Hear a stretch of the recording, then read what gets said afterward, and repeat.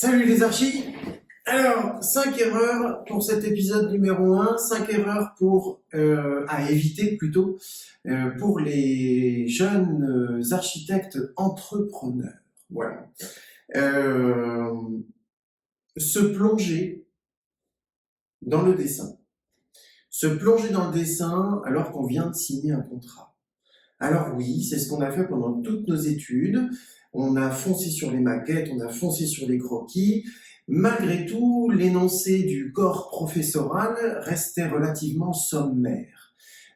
Aucune contrainte technique, aucune contrainte administrative. On était sur un projet abstrait avec l'absence de l'élément essentiel dans l'architecture, l'humain. Quand on devait construire des logements sociaux sur nos dessins, quand on devait faire un studio pour un artiste, quand on devait faire des logements dans des cubes, il nous manquait malgré tout l'élément essentiel, la personne qui allait vivre dedans. Et là maintenant, vous avez en face de vous de vrais humains qui ont leur propre histoire, qui sont leurs propres personnages de leur vie. Il n'est pas possible, tout simplement, de comprendre après un seul petit rendez-vous qu'aura été la visite conseil, peut-être éventuellement un deuxième rendez-vous qui aura été là pour expliquer le contrat. Il est tout simplement improbable de comprendre l'essence de la personne que vous avez en face de vous, de sa vie, de l'enjeu du projet qu'il souhaiterait vous confier. Je vous invite donc à prendre le temps, avant de dessiner, de vous poser des questions, et vous pouvez, enfin nous, chez nous, c'est ce qu'on fait chez Instant T, on va structurer ces questions très simplement en utilisant les localisations du futur édifice, quelle que soit son utilisation.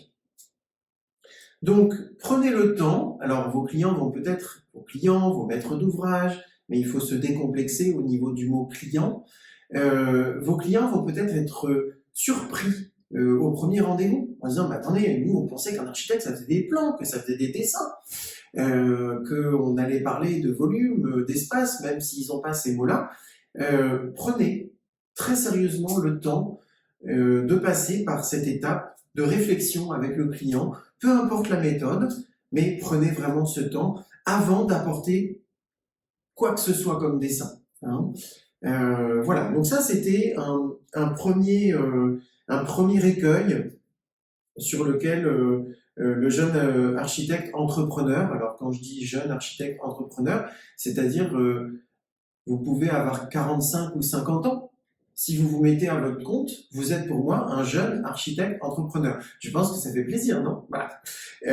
Donc n'hésitez pas à prendre ce temps-là. Donc voilà, ça c'était un des premiers écueils que je voulais évoquer avec vous. Un deuxième écueil qui m'a fait hurler cette semaine, hurler de douleur, c'est la question de la publicité. Il se trouve qu'il y a une personne, alors on est juste après le workshop de janvier 2023, et il se trouve qu'il y a une personne pendant le workshop qui nous a dit texto, mon parrain de serment, au moment où on prête le serment, qui est un vieux de la vieille, lui aurait dit donc qu'on n'avait pas le droit de faire de publicité. On est en 2023, les gars. Stop. Et je crois que c'est cette phrase qui m'a redonné l'idée de faire qui m'a donné en tout cas l'idée de faire cette série de vidéos sur les écueils pour les jeunes architectes entrepreneurs. Donc oui, nous avons le droit de faire de la publicité. Vous pouvez faire de la publicité. Alors, c'est pas parce qu'on fait de la publicité qu'on est un commercial de bas étage avec les dents qui rayent le parquet. Voilà. Faire de la publicité, travailler sur son existence commerciale dans une zone de chalandise, c'est normal. Voilà, il faut se décomplexer vis-à-vis de ça. Donc, vous avez le droit de faire exister votre logo partout où vous voulez, sur votre voiture, sur les colonnes Maurice, sur les affichages gratuits de votre ville ou de votre commune ou de votre village. vous avez le droit de parler de vous, d'accord? Donc vous avez le droit de parler de vous, vous avez le droit d'exister, vous avez le droit de faire de la publicité, c'est possible. Donc le seul risque, et on va arriver au troisième écueil de la vidéo, le seul risque, c'est que vous ayez du boulot. Voilà. Alors, le troisième écueil, c'est pas qu'on ait trop de boulot. C'est que, par méconnaissance de la pérennité de ces futures rémunérations par les clients qui sont déjà signés, on va se retrouver à vouloir signer des acomptes, ouais, ça marche, j'arrête pas de signer des contrats. C'est votre arrêt de mort. Voilà. Signer trop de contrats, c'est votre arrêt de mort. Voilà. Donc, essayez d'équilibrer ça. Et pour équilibrer ça, évidemment, chez Instant T, je vous mets les liens pour l'académie, tout ça, mais je pense que si vous regardez cette vidéo, vous commencez à me connaître. Vous avez un outil gratuit que vous pouvez télécharger depuis l'académie Instant T. D'accord? Vous allez dans le menu en haut à gauche, vous allez dans suite d'outils Atso, c'est S par ordre alphabétique, suite d'outils Atso, et vous allez chercher dans les outils Atso Objectif Lite. Il y a une vidéo qui vous explique comment le faire, et même si les clients, vous n'êtes pas vraiment certains qu'ils vont vous confier le dossier jusqu'au chantier, faites comme si. Faites comme si. Et si vous ne savez pas évaluer vos honoraires, j'ai fait d'autres vidéos qui s'appellent rémunération au forfait, voilà, que vous pouvez trouver sur YouTube, hein, sur la chaîne Instant T, pour essayer de comprendre comment se valorise la mission d'un architecte. Voilà, surtout pas au pourcentage. Voilà, le pourcentage, c'est fait quand on sait pas valoriser son propre travail. Voilà. Donc, on oublie le pourcentage. On a le droit de faire de la publicité. Par contre, on va faire attention au nombre de contrats que l'on va signer parce que si on en signe trop, on se noie dans un verre d'eau. Vous pouvez taper Adrien Sovic, se noyer dans un verre d'eau. Vous aurez une première vidéo et normalement il y en a une deuxième qui apparaît qui dit comment sortir du verre d'eau. Voilà. Et puis après, en créant votre profil sur l'académie avec le lien que je vous mets en dessous de la vidéo, vous serez invité aux journées performance qui se passent sur Zoom et on pourra évoquer toutes ces choses-là. Un quatrième écueil pour cet épisode. Quand un client potentiel appelle pour prendre des informations, pour savoir si ça vous intéresse de travailler pour lui, pour savoir combien ça coûte, j'ai déjà dessiné des plans, j'ai déjà machin, voilà, il commence à raconter sa vie et tout.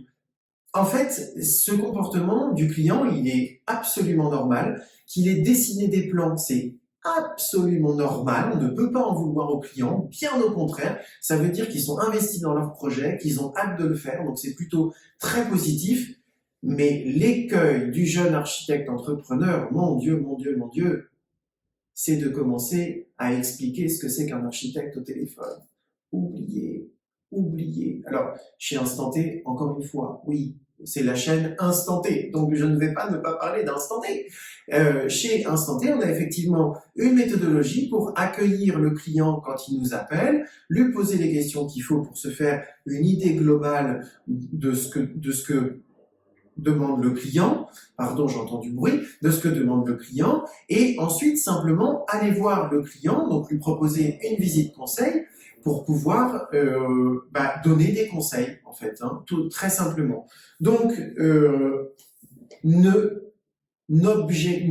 cherchez pas à répondre aux objections du client au téléphone. Et c'est dans votre intérêt professionnel et c'est dans l'intérêt du client. Parce que le client, s'il pousse le professionnel à avoir des réponses au téléphone, mais comment vous voulez que... Voilà, j'étais en train de bosser sur un dossier, j'ai un client qui m'appelle, et là, d'un seul coup, je dois passer d'une pharmacie à une église.